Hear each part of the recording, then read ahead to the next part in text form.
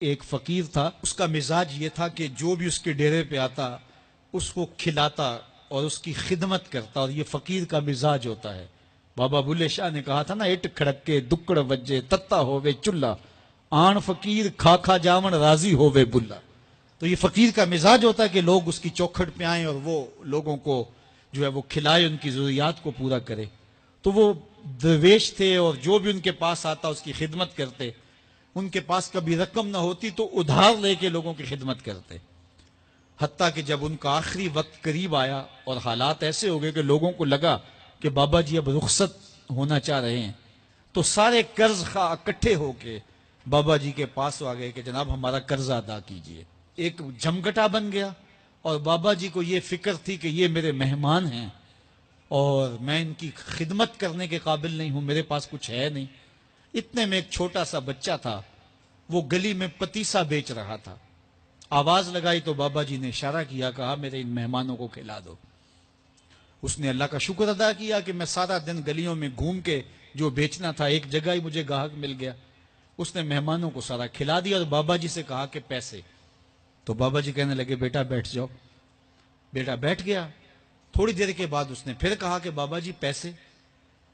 تو بابا جی نے کہا یہ سارے پیسے لینے والے بیٹھے ہیں، جب ان کو دوں گا تو آپ کو بھی دے دوں گا، آپ بھی بیٹھ جائیے۔ تو وہ یتیم بچہ تھا، اس کی بیوہ ماں نے اس کو تھوڑا سا پتیسا تیار کر کے دیا تھا، وہ روزانہ صبح دیتی تھی، وہ بیچ کے آتا تھا، اس سے گھر کا چولہا جلتا تھا۔ تو اس نے جب دوسری مرتبہ کہا کہ بابا جی پیسے، تو بابا جی نے کہا بیٹھ جاؤ، جب ان کو ملیں گے بیٹے آپ کو بھی دے دیں گے۔ تو اس بچے نے رونا شروع کر دیا کہ میرے گھر کا تو چولہا انہی سے جلتا ہے اور میری ماں میرا انتظار کر رہی ہوگی۔ اللہ اکبر، بچے نے رونا شروع کر دیا۔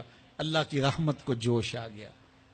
کوئی شخص بابا جی کے لیے نذرانہ لے کے آ گیا، وہ تھیلیاں پیش کی، بابا جی نے بچے کو دیا، جتنے بھی قرض خواہ تھے سب کو دیا اور شکریہ ادا کیا، کہا جاؤ۔ وہ سارے قرض خواہ بولے ہم صبح کے بیٹھے ہوئے تھے، یہ نذرانے والا پہلے کیوں نہیں آیا؟ کہا پہلے تم میں کوئی رونے والا نہیں تھا، ایک رونے والا آیا، سب کا کام بن گیا۔